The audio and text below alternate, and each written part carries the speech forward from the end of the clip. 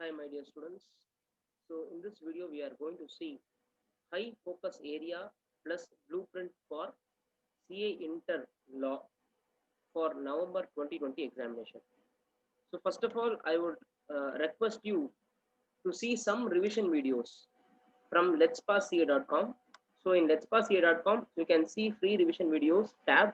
In that you please go to CA Inter Law, at least meetings, dividends, books, auditors, those chapter at least you watch videos for say 1.5 hours you watch the videos, because from that only most of the questions used to come.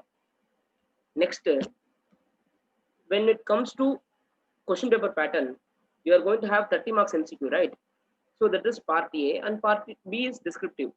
So in part A, 30 marks MCQ, you have two integrated case study based MCQ. It's a big MCQ. It will come almost one page.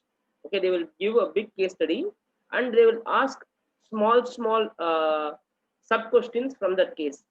So that two case study based MCQ itself will come for 12 marks.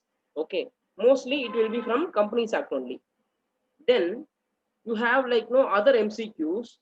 So four more 2 marks MCQ will come from Contract Act and Negotiable Instrument Act. Then you have like, so this MCQ, that is 2 marks MCQ you will have for 20 marks, one 12 mark set and one 8 mark set.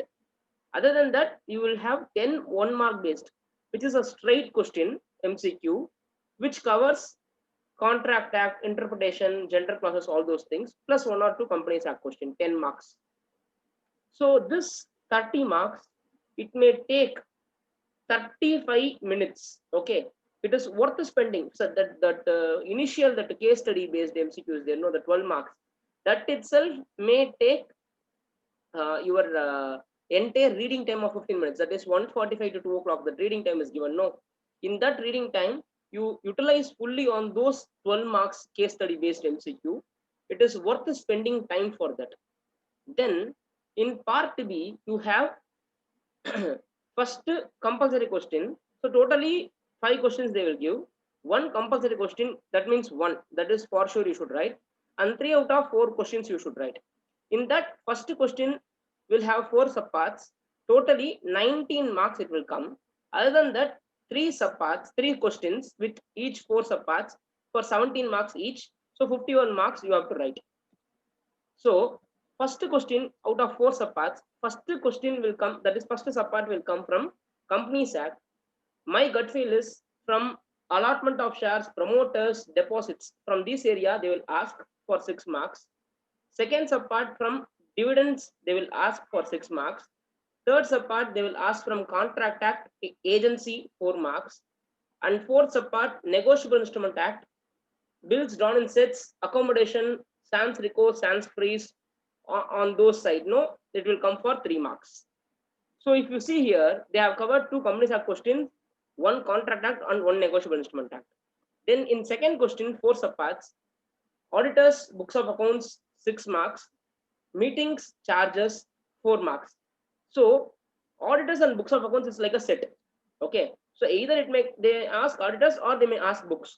Okay, then meetings, charges, deposits, all these things are a set. So from this area they will ask for 4 marks. Then Contract Act, bailment. So you see, you have contract, special contract law, you have what? Agency, bailment, indemnity, right? So they may ask one question from each unit. Then Negotiable Instrument Act, dishonor, forgery, fictitious, those area they may ask for 3 marks. Then in third question, first subpart, preliminary areas, the type of companies or prospectus, it may ask for 5 marks. Auditors and books, 5 marks. Then Negotiable Instrument Act, holder in due course, check related questions or maturity related questions, they may ask for 4 marks. Then interpretation of statute, either they may ask primary or secondary rules of interpretation, or they may ask internal or external aids of interpretation for 3 marks. Then fourth question, first subpart, preliminary chapter, for example, types of companies, then indoor management, okay, doctrine of constructive notice, indoor management, 1% company, small company, all those things they may ask for 6 marks. Meetings, charges or deposits for 4 marks. Here they may ask general clauses act. In this question, general clauses act. Then interpretation of statute, either rules or aids of interpretation for 4 marks. Then fifth question, transfer of shares or other preliminary chapters for 5 marks. See, you may ask, sir, meeting chapter is not given more weightage in this area. Please understand, if meeting chapter is asked in MCQ, okay, they may ask less here. If meeting chapter means like, no, if this MCQ is not from meeting chapter, then the questions in descriptive type will be in meeting. Okay. Then charges, so or meetings, here charges or meetings. Okay, 5 marks. Then contract indemnity 4 marks, general clauses 3 marks.